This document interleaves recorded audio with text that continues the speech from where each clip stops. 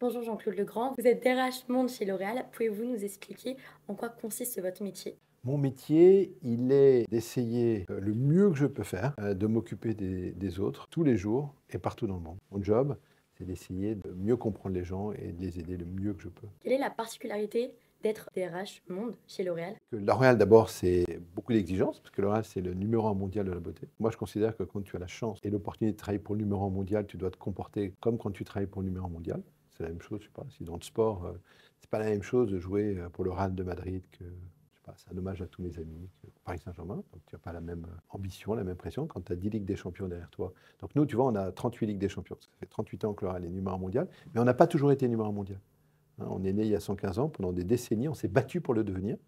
Et quand tu arrives à un tel niveau de performance, ben, la maintenir, c'est encore beaucoup plus difficile. Donc l'idée, c'est ça. C'est d'avoir la chance de travailler pour le numéro un mondial et de se comporter comme un numéro un. Quelles sont vos missions au quotidien? Bah, d'abord, il y a des grands programmes. On a déployé, par exemple, le même système de paye dans le monde entier. Donc tous les pays de L'Oréal ont la même paye. C'est unique au monde. On a déployé un grand projet structurant de système d'information HR. Donc je suis des grands projets et je suis épaulé en ça par mon équipe. Mais au-delà des grands projets et de tout ce que je dois suivre, je sais pas, sur les rémunérations, sur ça, c'est les gens aussi. Donc moi, j'essaie de garder beaucoup de temps pour voir les gens.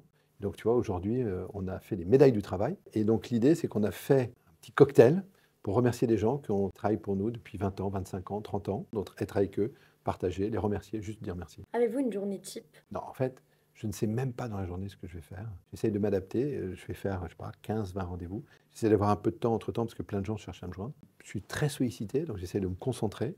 Mais j'essaye de ne pas savoir au fur et à mesure. Donc c'est beaucoup, beaucoup d'engagement, beaucoup de travail. Je le découvre au fur et à mesure. Selon vous, quels sont les points forts de votre métier? C'est d'avoir la chance de pouvoir travailler avec les autres, la chance de pouvoir essayer de leur donner conseil, d'impacter leur vie.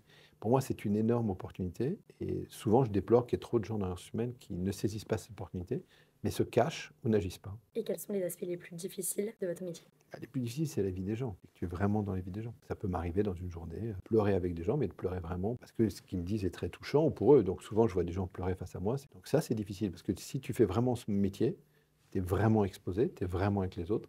Et il y a vraiment par moments des moments difficiles, et il faut savoir les traverser avec eux. Pouvez-vous nous donner une fourchette de salaire de ce métier? Moi, j'ai pris des responsabilités vraiment importantes il y a à peu près 25 ans maintenant. Et quand il m'a nommé dans le job, il m'a dit, si vous réussissez, un jour, vous gagnerez 150 000 euros. Donc, tu vois, ça peut aller de 150 000 euros quand j'ai pris la responsabilité, aujourd'hui plusieurs centaines de milliers d'euros qui est mon salaire. Et moi, je considère que mon salaire il doit aussi rester raisonnable par rapport aux gens qui m'entourent. Je viens des classes moyennes. J'ai jamais pensé gagner ce que je fais. J'ai jamais pensé non plus payer les impôts que je paye. Donc, pour être un DRH, ça peut aller, quand j'ai commencé de 150 000 euros, à beaucoup plus aujourd'hui. Enfin, je ne gagne pas 1 million d'euros non plus, je vous rassure. Quelle qualité faut-il absolument avoir pour faire ce métier? Pour moi, il faut une qualité principale, il faut être curieux.